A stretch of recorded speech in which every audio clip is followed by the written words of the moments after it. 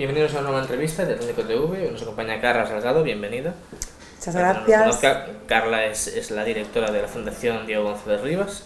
Sí. Vive aquí en Vigo, la fundó desde aquí. Y cuéntanos un poco cómo surgió esta fundación y tu relación con Diego. Bien, pues la idea de la fundación nace en el año 20, pero mi relación con el doctor Diego González Rivas viene desde hace muchos años. En el año 2010 detectan un cáncer de pulmón a mi padre. Y en aquel momento, pues bueno, fue una de las valoraciones que hicieron sobre el estadio de la enfermedad de él.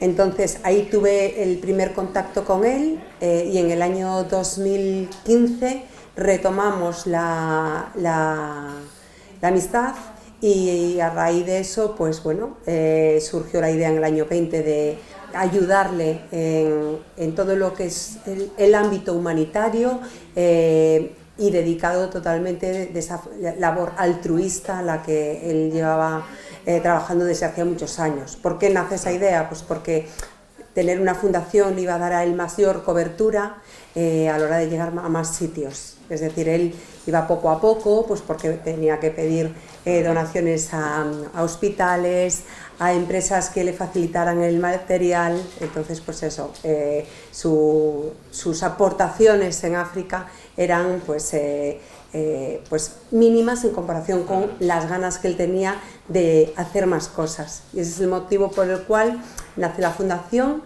Es un proyecto que le puse encima de la mesa en el año 2021, a él le encajó y desde aquel momento pues hasta hoy.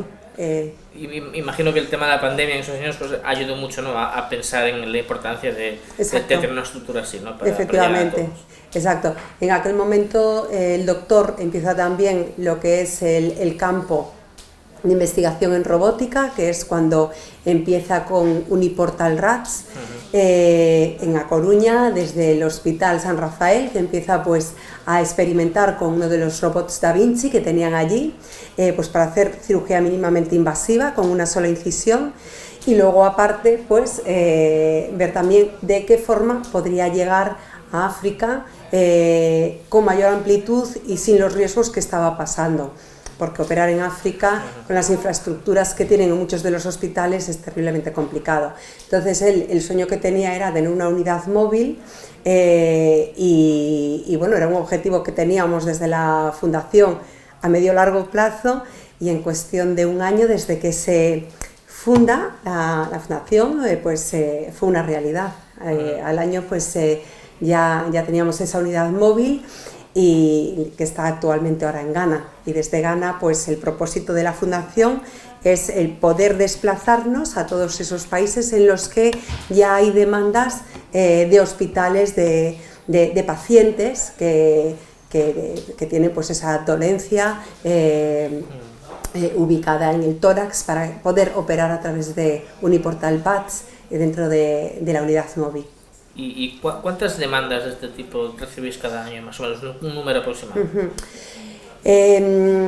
Recibimos muchas. Sí que es cierto que la fundación lo hemos intentado pautar de la mejor forma posible, porque si crecemos exponencialmente corremos el riesgo de que luego no salgan bien, porque cuando estamos hablando de este tipo de actividades médicas requieren unos procesos burocráticos y administrativos súper altos, aunque estemos hablando de África, es muy complicado. Entonces vamos a centrarnos en África, y después sí que es cierto que empezaron a aparecer necesidades pues de pacientes de todo lo que es Latinoamérica. Y ese es el motivo por el cual también, aparte de tener esta línea de actuación fundacional, que es la unidad móvil, también creamos centros de excelencia en Latinoamérica, Costa Rica, Perú, ahora México. Es decir, que buscamos hospitales en los cuales nos puedan permitir hacer este tipo de operaciones de videocirugía. Buscamos también donaciones de empresas españolas que están allí ubicadas y para poder operar a estos pacientes que no tienen ningún recurso y que están condenados, es decir, que no hay quimio, no hay radio, este tipo de operaciones allí pues no se hacen. Entonces son muchas las que nos llegan. Muchos de los casos no se pueden abordar, tristemente, pero los que sí que se pueden abordar intentamos planificarlos con la agenda del doctor y bueno, pues igual el año pasado nos llegaron 20 casos, 25 casos, más o menos. Sí. ¿Y cómo funciona ese tema de los centros de excelencia? ¿Se forma a doctores para que ellos puedan hacer la cirugía? ¿Va Diego González hasta allí? Sí, el doctor Diego González Rivas, él ya empezó hace muchos años a no solamente a operar esos casos complicados, sino también a difundir lo que es la técnica uniportal BATS. Él lo que suele hacer es, se detectan 2-3 pacientes con este tipo de tumores o casos que sí que son compatibles con este tipo de cirugía. Entonces, él se organiza para ir y en el momento en el que opera también forma y también da una masterclass. Es decir, ¿a quién da la masterclass? Pues a cirujanos locales. Yo, por ejemplo, tuve la suerte de asistir en Tanzania a una masterclass y justo pues en aquel hospital estaba dando una clase teórica a 40 cirujanos torácicos de Tanzania. Entonces, está todo enlazado. Primero masterclass, después se hacen esas operaciones de casos muy complicados en los que asisten todos esos cirujanos que habían previamente recibido la formación teórica por parte del doctor y después no todos siguen con la técnica, pero sí que a lo mejor de un grupo de 40 cirujanos, 2 o 3 les gusta. Nosotros como fundación donamos ese kit de Uniportal y un maletín de videocirugía para que en ese hospital puedan seguir haciendo ese tipo de operaciones. Y ahí ya pues creamos pues ese centro de excelencia y ya continúa todo lo que es el sistema red, que es del cual el doctor Diego González Rivas lleva trabajando muchos años desde que impartió su técnica en el año 2010 y que la ha distribuido a nivel mundial. Actualmente ya son casi 140 países en los que ha formado, operado y que la red continúa. Son más los cirujanos que optan por esta forma, ¿no?, de operar, mínimamente invasiva. Esta unidad móvil ahora mismo, ¿dónde se encuentra y dónde tiene previsto ir más allá? Bueno, pues actualmente está en Ghana. En Ghana fue el primer país en el cual teníamos pensado operar, así lo hicimos en el mes de agosto del año pasado. Después de Ghana la llevamos a Costa de Marfil, es un país que está al lado. Allí no pudimos operar finalmente, pues por una serie de cuestiones, volvió otra vez a Ghana y ahora ya sí que este año volvemos otra vez a hacer ruta. Como nos habían quedado pacientes pendientes allí por operar, ahora en abril nos vamos a Costa de Marfil. En mayo tenemos previsto llevarla vía marítima a Angola. Después otra vez retorna a Angola, a Ghana y de Ghana a Sierra Leona, que son los países que tenemos previsto operar este año: Costa de Marfil, Angola, Ghana y Sierra Leona. Bueno, ya para ir terminando, ¿cuál es el siguiente paso? ¿Qué es lo que tiene pensado la Fundación para seguir con esta labor?